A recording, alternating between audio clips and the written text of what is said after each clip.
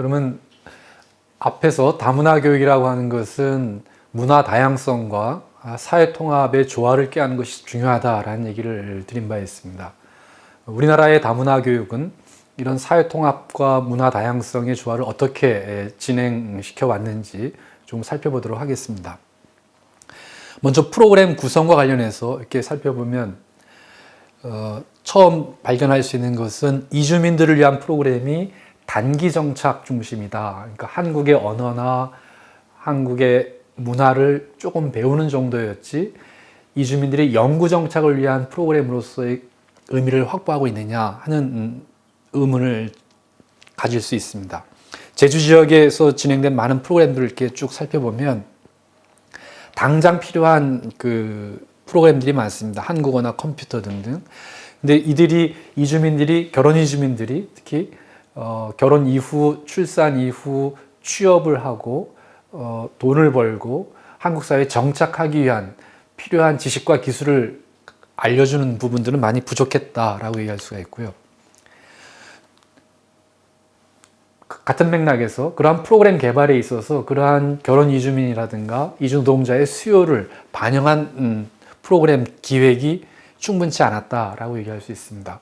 뿐만 아니라 결혼 이주민이나 이주 노동자를 위한 정책들은 조사에 의하면 43개, 35개 이렇게 있긴 합니다만 탈북자나 아니면 한국 가정을 위한 일반인들을 위한 다문화 교육 프로그램은 굉장히 적은 것을 알 수가 있습니다. 상당히 편중되어 있음을 알 수가 있죠.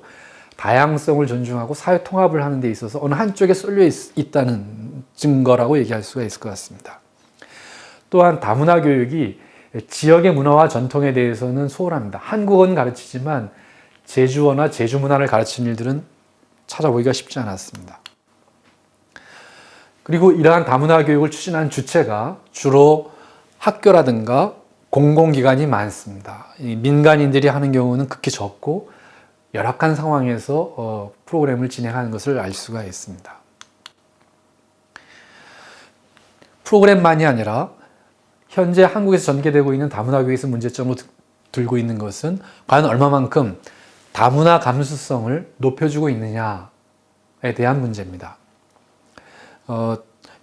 조사에 의하면 다문화 수용 지수가 다문화 교육 경험이 있는 사람은 경험이 없는 사람보다 약 5점 정도 높게 나타나고 있습니다. 그만큼 다문화 교육을 많이 하는 것이 중요하다고 얘기할 수가 있는데 15년 조사에 의하면 4,000명 응답자 중에 다문화 교육 이수 경험이 있는 사람이 불과 219명, 5.5%로 나타났습니다. 그만큼 성인 대상의 다문화 교육 프로그램이 굉장히 적은 것을 우리가 알 수가 있습니다. 그나마 2011년보다는 약간 늘어난 상황이라고 합니다. 그래서 앞으로 조금 더 그 다문화 교육 기회를 확대해야 되지 않을까 하는 생각을 가져봅니다. 그 다음 정주민들이 이주민들에 대해서 가지고 있는 정서상의 많은 문제들이 있는데 첫 번째는 편견의 문제가 있습니다. 지적인 면에서 오는 편견들인데 이를테면 결혼 이주 여성은 못 사는 나라에서 왔다. 돈 벌려고 왔다. 조금 돈 벌고 나면 이혼할 거다. 뭐 이런 식의 얘기. 또 다문화 그런 사람하고 결혼한 남편들은 좀 못난 사람들이다. 이런 식의 어떤 그 인지적인 편견들이 남아있고 또 조선족한테 사기당한 사람들이 많다. 조선족 여성들은 조심해야 된다. 이런 식의 어떤 그 정의적인 면에서의 편견도 있고요. 아예 행동으로 차별하는 경우도 없지 않아 있습니다. 이를테면 필리핀 여자는 게으르고 베트남 여자는 유교적 전통이 있기 때문에 국제 결혼을 할 거면 필리핀 하지 말고 베트남이랑 하는 게 좋겠다. 뭐 이런 식의 얘기들도 종종 나오는 걸 볼 수가 있습니다. 이제 이런 편견들을 우리가 찾아볼 수 있고요. 또 반다문화주의라고 하는 어떤 현상도 나타나고 있습니다. 우리나라에서 1200명을 대상으로 해서 질문을 한 것인데요. 이건 국제적인 질문이었습니다만 일자리가 부족할 때 고용주는 이민자보다 내국인에게 일자리를 우선 주어야 한다에 대해서 어떻게 생각합니까? 이렇게 물어봤습니다.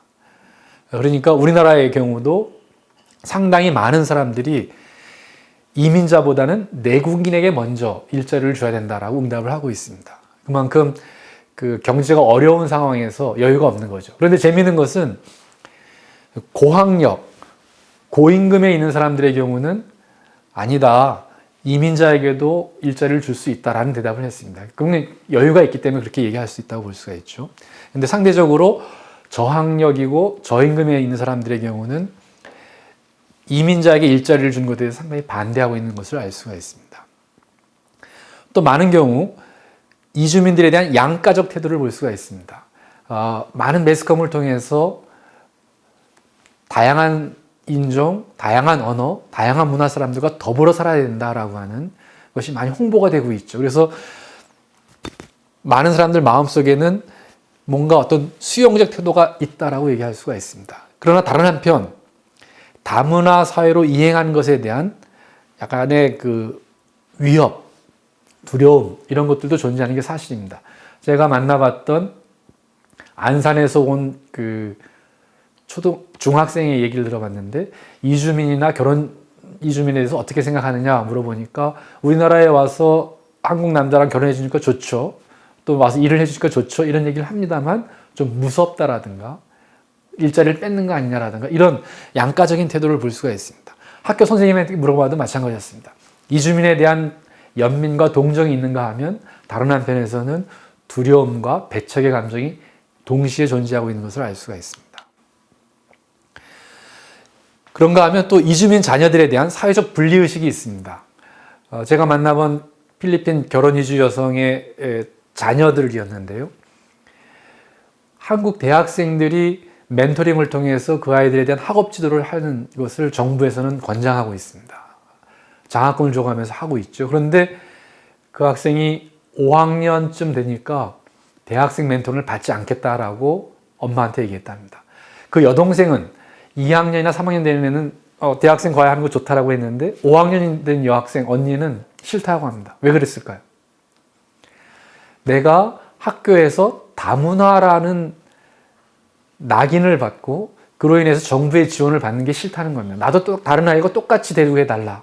근데 왜 나를 다문화라는 틀 안에 나를 가둬놓으려고 하느냐. 이런 그 반발을 하는 걸 볼 수가 있습니다. 또 이것이 멘토링 정책만이 아니라 행정안전부에서 외국인 주민 현황 조사에서 나타납니다. 다문화 가정 자녀는 국적이 한국입니다. 그런데 어떻게 처리되고 있느냐 하면 외국인 주민 현황 조사에서 외국인 주민 중 외국계 주민 자녀로 분류가 됩니다. 한국인임에도 불구하고 외국인 주민 카테고리에 들어가 있어요.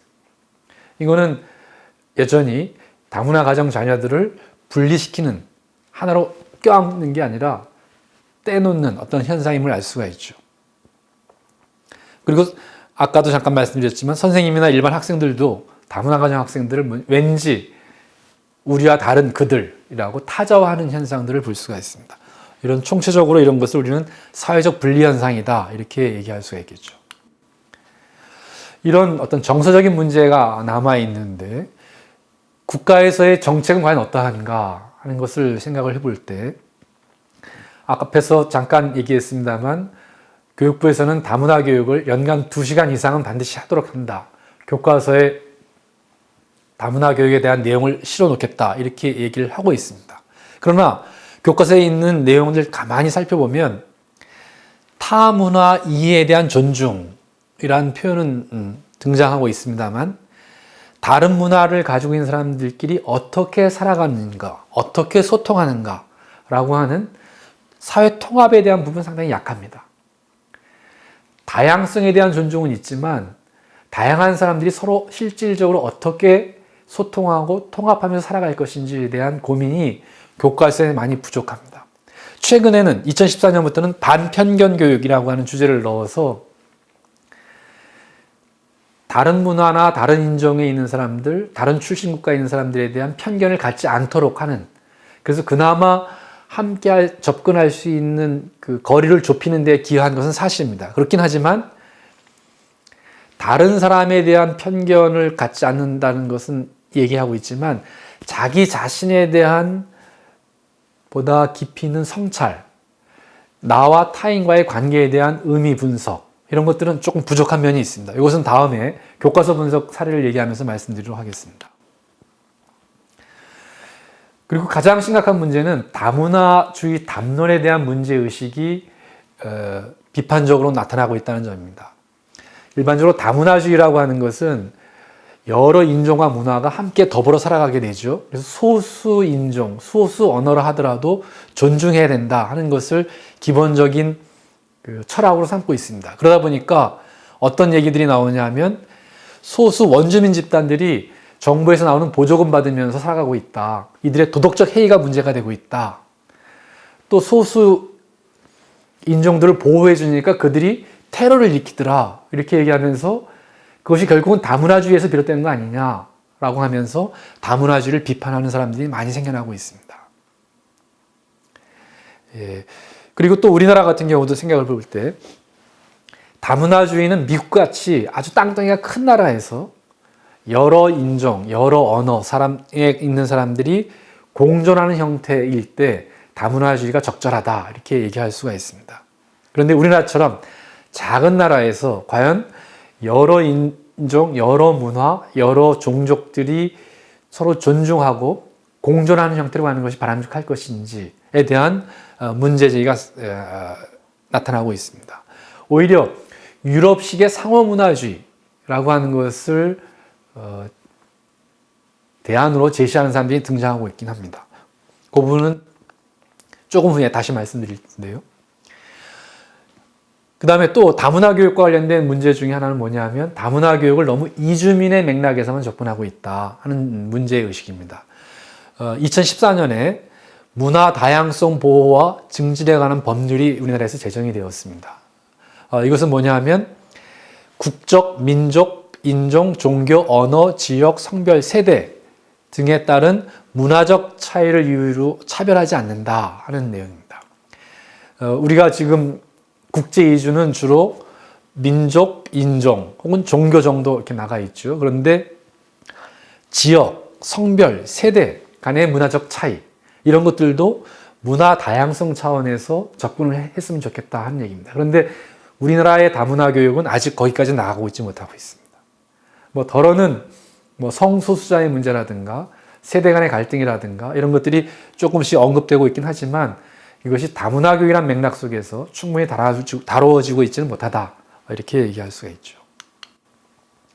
이런 프로그램상의 문제 또 우리에게 남아있는 다문화 감수성의 문제 그리고 다문화주의 담는 그 자체의 문제 이런 것들이 우리나라 다문화 교육의 많은 문제로 지적할 수가 있죠. 아까 얘기했던 사회 통합과 다양성의 조화를 이루지 못하는 데 따른 문제라고 얘기할 수가 있을 것 같습니다. 그렇다면 앞으로 어떻게 우리나라 다문화 교육이 진행돼야 될 것인가 하는 점을 말씀드리도록 하겠습니다. 크게 세 가지를 말씀드리고자 합니다. 하나는 다문화 시민성을 세계적인 맥락 속에서 우리가 더 확보해 가야겠다. 단일민족주의라고 하는 걸 넘어서서 정말 인종이 다르고 문화가 다르고 종족이 다른 사람들과 더불어 살아가기 위해서는 다문화 시민성, 멀티컬처럴 시티즌십이라고 하는 그러한 개념을 좀 더 확고하게 자리 잡아가야겠다는 얘기입니다. 슈쿠렌스키라고 하는 그 사람이 있는데요. 이 사람이 시민성을 네 가지로 설명을 하고 있는데 그것에 비추어서 다문화 시민성을 말씀드리도록 하겠습니다. 첫째는 누구나 똑같은 시민이다라는 의식입니다.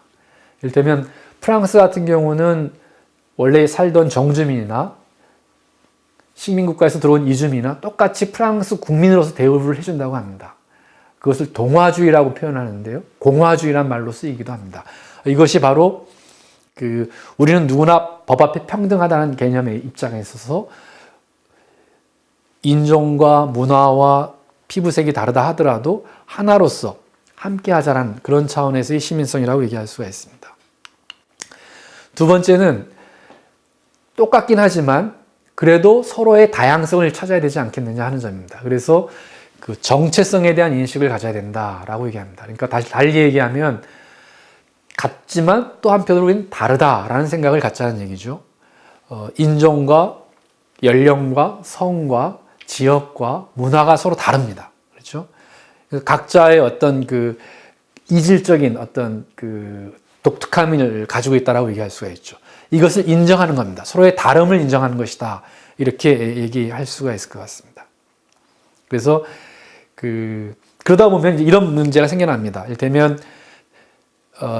국가 중심의 어떤 시민이었는데 이 세계 시민 또는 지역 시민 혹은 가정이나 학교의 구성원으로서 자기 고유의 개성이 있고 그런가 하면 국가가 요구하는 보편성이 있죠. 지역의 개성, 특수성과 국가의 보편성 중에 무엇을 더 우선할 것이냐, 아니면 국가의 국민으로서의 의식과 세계 시민으로서의 의식 중에 무엇을 더 우선으로 할 것이냐에 놓고서 서로 충돌하는 경우가 생겨날 수가 있습니다. 그렇죠? 여기에서 한 가지 단초가 될 수 있는 것은 하위 단위를 우선으로 하는 게 좋겠다 하는 겁니다. 이걸 어렵게 표현하면 보조성의 원리라고 하는데, 서로 다른 권위를 가지고 있는 집단이 충돌할 경우에는 하위 단위에 우선권을 주자라고 하는 입장이라고 얘기할 수가 있습니다. 그다음 세 번째로서는 성찰적 시민성이다 이렇게 표현할 수가 있습니다. 다문화 사회와 관련해서 놓고 본다면 어떤 맹목적 애국주의 이런 것들에 대해서 조금 더 성찰해서 한 사회의 시민으로서의 삶을 살아가는 것이 어떤 삶인지에 대한 고민을 하자라는 관점이라고 얘기할 수가 있습니다. 그래서 나만이 아니라 타인과의 관계 속에서 자신을 되돌아볼 수 있는 관점이죠. 그래서 뒤에 나올 상호 문화주의, 상호 문화교육은 이 성찰적 시민성을 많이 반영하고 있다라고 얘기할 수가 있습니다. 끝으로는 행동적 시민성이라고 얘기할 수가 있습니다. 다문화계에서 유명한 뱅크스라고 하는 사람도 이런 표현을 하고 있습니다. 사력 있고 효율적인 시민 행위자가 되려면 학생들은 지식이 구성되는 방법을 알아야 되고 지식 생산이 사회, 정치, 경제적 맥락 속에서 어떤 위상을 가지고 있는지를 알아야 된다. 그리고 지식의 생성 과정과 그에 따른 행동으로 그것이 연결되어야 한다 하는 점을 강조하고 있습니다. 그러니까 지식이나 아니면 정서나 아니면 자기 성찰이나 이런 것들이 있지만 결국은 행동으로 옮겨져야 된다 하는 점을 강조한 거라고 얘기할 수가 있습니다. 크게 두 번째, 다문화 교육의 방향성과 관련해서 제가 강조하고 싶은 것은 지역 시민성입니다. 그리고 그 지역 시민성은 토착 지식을 매개로 한다라고 얘기할 수가 있습니다. 지구는 동그란 구체를 형성하고 있죠. 그러나 우리가 살아가고 있는 사회 공동체라고 하는 것은 중심으로부터 똑같은 거리에 있지 않다라고 얘기합니다. 다시 말하면 중심으로부터 똑같은 거리에 있다라고 한다면 보편성의 원리가 어디에나 다 적용된다고 얘기할 수가 있겠죠. 그런데 우리의 삶은 지역마다 굉장히 다양합니다. 그래서 동그란 구가 아니라 구면체다. 중심으로부터의 거리가 서로 다르다. 그래서 지역 단위의 고유한 개성이 있다. 이렇게 표현들을 하고 있습니다. 그래서 제주면 제주, 서울이면 서울의 고유한 개성이 있죠. 대한민국이라고 하는 중심에서 똑같은 거리에 있어서 전라도와 경상도가 같다라고 얘기하는 것이 아니라 대한민국 중심에서부터 경상도와 전라도와 제주도가 서로 다른 거리에 있기 때문에 각각의 개성이 있다는 의미라고 얘기할 수가 있습니다. 그리고 그 지역이 가지고 있는 고유한 지식을 지역 지식 내지는 토착 지식이다 이런 말로 사용할 수가 있을 것 같습니다. 그런 토착 지식을 지키는 일이 문화 다양성을 증진하는 일이다 이렇게 얘기할 수가 있을 것 같아요. 이를테면 제주도 같은 경우 한번 생각을 해보면 안거리 밖거리 이런 문화가 있죠. 저희 할아버지가 서울에서 사셨는데 제주도 분이셨는데 나이 드셨는데 우리 아버지랑 안 살고 따로 사시더라고요. 그래서 왜 그러냐? 우리 아버지는 불효하는 거 아니야? 이렇게 생각을 했는데 제주도 문화죠. 나이가 들면 자식에게 집을 물려주고 따로 나가서 스스로 자립하면서 의식주를 해결해 나가는 그런 제주도의 고유한 문화가 있습니다. 그렇죠? 그런데 중앙적인 유교적인 전통에 비추어 보면 그거는 효도하지 않는 것으로 생각할 수가 있죠. 저도 그렇게 생각을 한 적이 있었습니다. 그러나 이 토착 지식의 관점에서 놓고 본다면 지식의 민주화가 필요합니다. 제주도 사람들이 생활해왔던 삶 속에서 가지고 있었던 지식들이 중앙의 관점에서 놓고 보면 효도하는 일이 아니라고 얘기할 수 있을런지 모르지만 지역의 자연과 지역의 문화와 전통 속에 놓고 본다면 얼마나 합리적이고 바람직한 것인가 하는 것을 우리가 깨달을 수가 있습니다. 이것이 그 지방분권 시대에 우리가 추구해야 될, 찾아야 될 부분이 아닌가 하는 생각을 가져봅니다. 또 이러한 토착지식은 지속 가능성을 담보할 수가 있습니다. 이를테면 왜 제주도에서는 안거리 밭거리 문화가 발달되었을까? 아마도 밭농사를 해야 됐기 때문에 그랬지 않았을까 생각이 듭니다. 논농사하는 곳에는 많은 인력들이 필요하죠. 그래서 대가족 제도를 형성하지만 제주도 사회에서는 생존을 위해서는 조그만 땅덩이를 중심으로 해서 소규모의 핵가족 중심으로 일을 해야 되기 때문에 아마 안거리 밭거리 문화가 있는 게 아닌가. 그것이 어떻게 보면 제주 사회를 지속 가능하게 했던 것이 아닌가 하는 생각을 갖습니다. 이제 이런 점에서 이 토착지식이라고 하는 것은 그 사회의 지속 가능성을 담보하는데 중요하다라고 얘기할 수도 있을 것 같습니다. 그래서 제가 하나 연구했던 건 뭐냐면 제주 해녀의 문화, 제주 해녀가 가지고 있는 토착지식을 다문화 교육에 좀 적용해 봤으면 좋겠다 하는 생각을 가진 적이 있습니다. 그래서 제주 해녀의 어떤 세계관, 그리고 제주 해녀가 사용하는 도구와 기호, 그리고 제주 해녀의 노동, 가정생활, 사회생활, 이런 것들이 제주 해녀의 토착지식을 형성하고 있다라고 생각을 하고 있습니다. 그리고 그러한 토착지식은 주로 학교에서 배운 것이 아니라 해녀로서 물질하면서, 가정생활을 하면서 배워왔다라고 얘기할 수가 있습니다. 물론 더러는 해녀들 중에도 학교를 다녔던 분들도 있을 것이고 아니면 야학을 갔던 분들도 있지 않을까 생각이 듭니다. 예전에 1700년대 초에 제주 해녀가 물질하는 모습을 그려놓은 탐라 순력도에 나와 있는 모습이고요. 이건 1964년도의 사진입니다. 아까 말씀드린 제주 해녀의 토착지식이 지속 가능성을 가지고 있다는 것을 알 수 있는 건데요. 제주대학의 유철인 교수가 이런 표현을 했습니다. 제주 해녀의 물질은 지속 가능성을 증진한다. 왜냐? 산소 탱크를 가지고 물에 들어가는 것이 아니라 자기 스스로 숨을 참고 물에 들어가서 물질을 한다는 얘기죠. 따라서 물속에 있는 것을 남획하지 않고 적정량을 채취한다 이렇게 얘기를 하고 있습니다. 뿐만 아니라 물질에 들어가는 시기가 있다고 합니다. 채취기가 있는가 하면 금채기, 또 들어가다 하더라도 작업 시간 등을 정해놓고 채취물의 크기도 정해서 물질을 한다라고 합니다. 이것은 바다 자원을 보호하기 위한 해녀들의 지혜가 아니었느냐 이런 지적들을 하고 있습니다.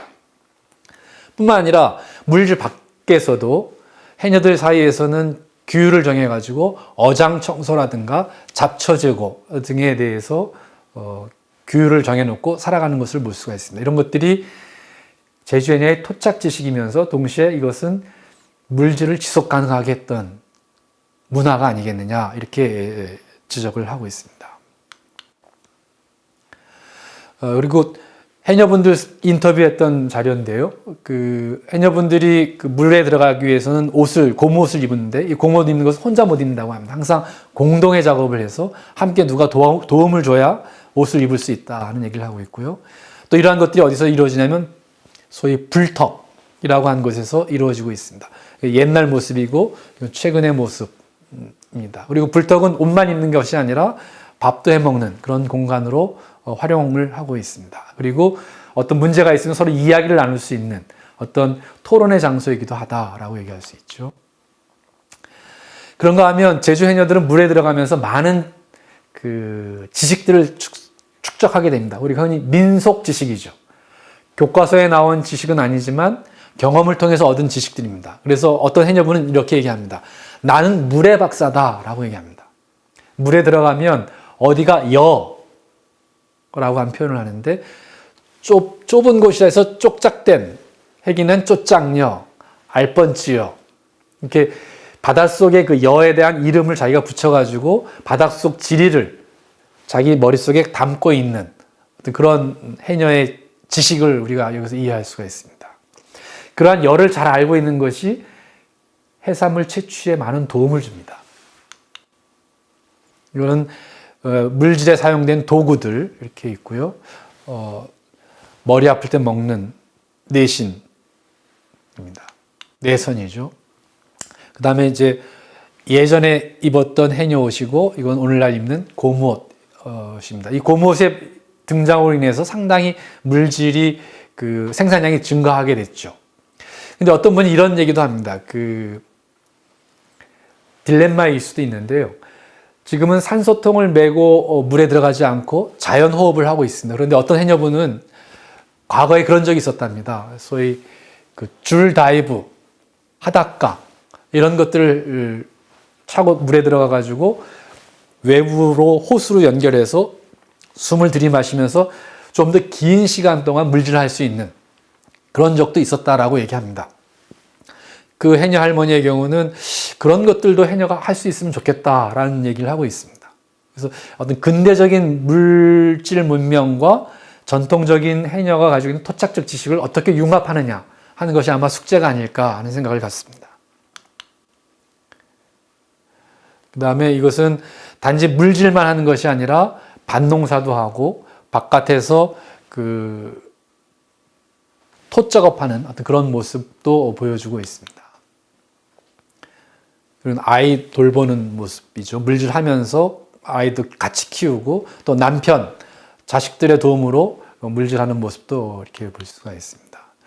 그리고 물질하는 것이 단지 육체적인 노동만이 아니라 물에 들어갈 때에 대한 위험, 두려움 이런 것들이 있기 때문에 그들이 어떤 신앙도 이렇게 굿 형태로 발달해온 것을 알 수가 있습니다. 이런 것들이 모두 다 해녀의 토착 지식이라고 얘기할 수가 있습니다. 뿐만 아니라 제주 해녀들은 역사적으로 항일운동에도 참여했던 역사를 가지고 있습니다. 그리고 이제 어촌계에 관련된 여러 가지 규약들이 마을마다 이렇게 자리 잡고 있는 걸 알 수가 있죠.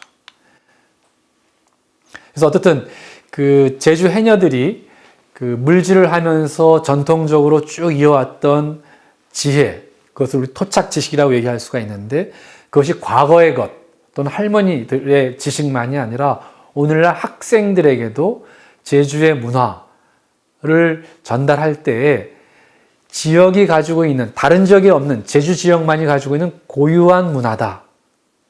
그래서 제주 문화의 전통을 지켜가기 위해서는 제주 해녀들의 문화에 대해서 우리가 공부할 필요가 있다. 그것을 다문화적인 관점에서 우리가 문화 다양성이라는 관점에서 접근할 필요가 있다. 그리고 그것이 단지 문화 다양성에만 머무는 것이 아니라 생태계가 파괴되고 있는 이 현실 속에서 오래된 미래로서 제주 해녀가 가지고 있는 토착 지식이 미래 사회의 지식 체계로서 뒷받침이 될 수 있다 하는 점을 말씀드리고 싶습니다. 그 다음 세 번째, 다문화교의 방향성과 관련해서 상호문화교육이라는 부분을 말씀드리고 싶습니다. 아까도 잠깐 중간중간 언급을 했었습니다만, 다문화주의는 큰 땅덩어리, 미국, 캐나다, 호주 같은 큰 땅덩어리에서 서로 다른 언어와 문화와 전통을 가진 사람들이 자기들의 고유한 문화와 전통을 유지한 채 공존하는 겁니다. 자기들의 문화를 버리지 않고 서로 인정하면서 공존하는 형태. 그래서 문화가 많다, 다문화다 이렇게 표현을 하고 있는 것이죠. 그런데 상호문화라는 건 뭐냐 하면 큰 땅덩어리가 아닌 작은 땅덩어리에서 여러 개의 문화가 공존하기는 굉장히 쉽지가 않습니다. 그리고 서로 부딪히며 살아가야 돼요. 한 직장 안에 서로 다른 문화가 있는 사람들끼리 만나서 살아야 됩니다. 다문화 사회에서는 자기들끼리 살아갈 수가 있지만 작은 지역에서는 서로 다른 문화에 있는 사람들이 함께 한 직장에서, 한 일터에서 살아가야 됩니다. 문화와 문화가 만날 수밖에 없는 조건이죠. 이제 이런 곳에서는 다문화주의로 접근하는 것보다는 상호문화주의로 접근하는 것이 어찌 보면 더 필요할런지 모르겠어요. 그래서 이 입장에서는 문화에 대해서 다문화주의와는 다른 전제를 갖습니다. 다문화주의는 문화는 고정되어 있다 라고 보는 반면에 상호문화주의에서는 문화는 변한다. 또 문화와 문화가 만나면 서로 새로운 문화가 생겨날 수 있다 하는 점을 강조합니다. 여기 우리 교대 학생들이 만든 짤막한 동영상이 있는데요. 그걸 보시면 이해하는 데 많은 도움이 될 겁니다. 감자하고 토마토는 서로 다르죠. 감자하고 토마토가 같이 살아갈 수가 있을까요? 감자 마을에 토마토가 왔는데 어울리지 못했습니다.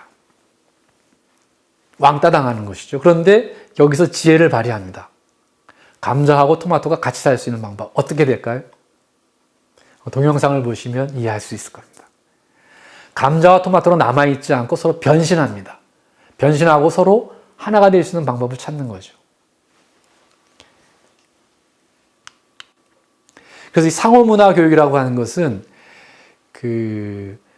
어찌 보면 서로의 이질성을 존중해요. 존중하면서 함께 할 수 있는 방법을 찾는다는 점에서 특징이 있다고 볼 수가 있습니다. 그래서 지나치게 차이에만 치중해서 원자된 학교, 그러니까 다문화 사회라는 게 그렇죠. 서로의 다름을 인정하고 살아가자. 그러면 미국 사회 내에 차이나타운도 있고 코리아타운도 있고 이태리타운도 있고 리틀 도쿄도 있고 그렇습니다. 그러니까 LA 안에 각각의 원자화된 학교들이 존재할 수가 있죠. 이제 그렇게 살아가지 않겠다는 뜻입니다. 또 동질성을 강조해서 무기력해진 학교. 그렇다고 해서 각각의 문화와 전통을 다 배제하고 미국 문화 하나로만 간다. 이태리 문화, 한국 문화, 중국 문화, 일본 문화를 다 빼라. 이렇게 하면 동질성만 강조하다 보면 학교가 무기력해질 수밖에 없죠. 이 둘 다를 비판을 하면서 차이를 존중하고 이질성을 존중하면서도 서로 혼성의 상태의 학교를 만들어 가보자. 이게 상호문화교육의 특징이라고 얘기할 수가 있습니다. 그러니까 어떤 하나의 문화가 지배하는 것도 아니고 여러 개의 문화가 병존하는 것도 아니고 문화와 문화가 서로 만나서 혼종의 문화를 만드는 것. 그것이 상호문화교육의 특징이다라고 얘기할 수가 있습니다. 이것은 제가 2015 개정교육과정에 따른 초등학교 4학년 도덕교과서 내용입니다. 이것을 상호문화 관점에서 한번 제가 설명을 드리고자 합니다. 여기 보면 서로 다른 문화를 존중해요 라고 얘기하고 있습니다. 그러면서 예를 든 게 레인보우 합창단을 얘기하고 있는데요. 레인보우 합창단에는 부모의 나라가 서로 다른 여러 나라 아이들이 모여가지고 부모 나라의 옷을 입고, 엄마 나라죠 주로, 그 옷을 입고 하나의 노래, 뭉게구리란 노래를 부르는 장면입니다. 그러니까 여러 출신 국가의 아이들이 모여서 소위 무지개 합창단을 만들었다라고 얘기할 수가 있습니다. 그래서 서로 다른 문화를 존중한다. 이렇게 하나의 사례로 제시를 하고 있습니다. 그런데 재미있는 것은 여기 가만히 보시면 합창단원 중에는 다른 나라에서 태어난 친구도 있지만 모두 한국말을 쓰고 김치를 즐겨 먹으며 애국가를 멋지게 부른 친구들입니다. 라는 얘기가 나옵니다. 레인보우 합창단은 이미 한국 사람들이 다 됐죠. 그런데 그러면서 동시에 서로 존중하고 차별 없는 평화로운 세상을 만들어보자 라고 얘기합니다. 레인보우 합창단들은 어떤 점에서 같고 어떤 점에서 다른가요?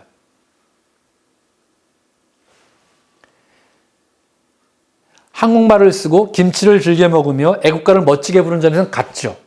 다른 점은 뭔가요? 엄마 나라가 다릅니다. 그렇죠? 그러면 여기서 서로 다른 문화를 존중해요 라고 할 때 그 문화라는 건 뭘까요? 서로 엄마 나라의 차이점 정도를 문화라고 얘기한 것이죠.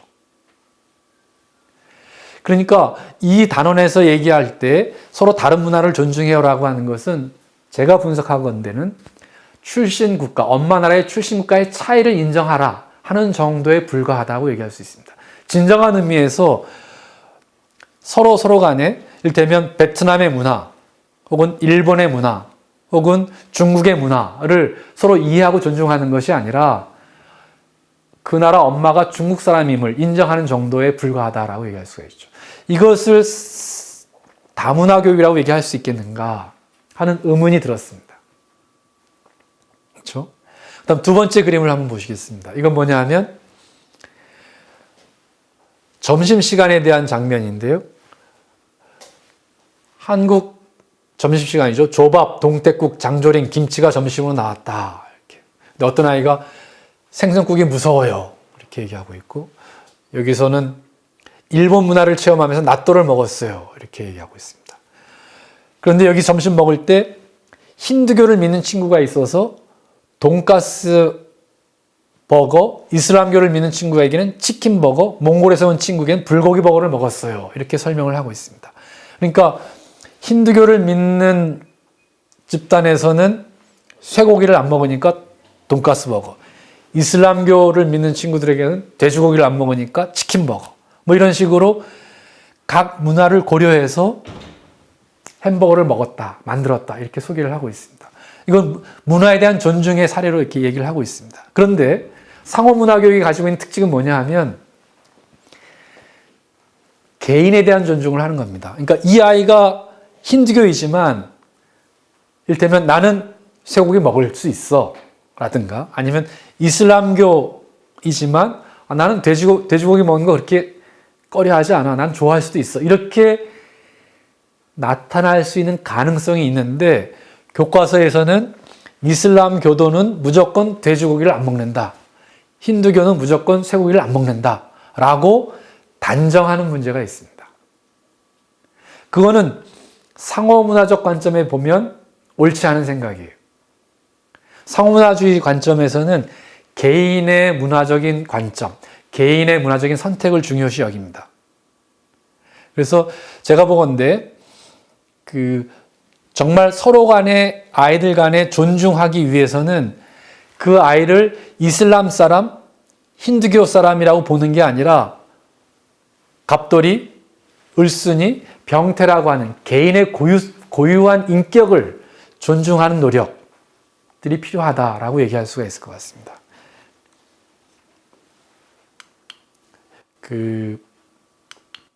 그래서 압달라 프레셀리라는 사람이 이런 표현을 하고 있습니다.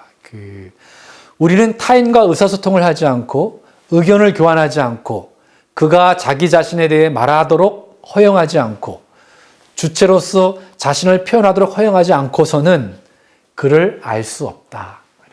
그러니까 이슬람 사람이든 힌두교 사람이든 그거를 우리가 바깥에서 봐가지고 너는 이슬람 사람이고 너는 힌두교 사람이니까, 혹은 너는 뭐 필리핀 사람이니까, 혹은 너는 어른이니까, 혹은 너는 여자니까, 이렇게 외적인 판단으로 다가가지 말고 진정한 의사소통을 하기 위해서는 본인이 자기를 표현할 수 있는 기회를 주어야 한다 하는 점을 강조한 겁니다. 그러니까 학교 교실 안에서도 외적인 조건에 의해서 쟤는 필리핀 엄마를 두었으니까 따갈로를 할 수 있지 않을까?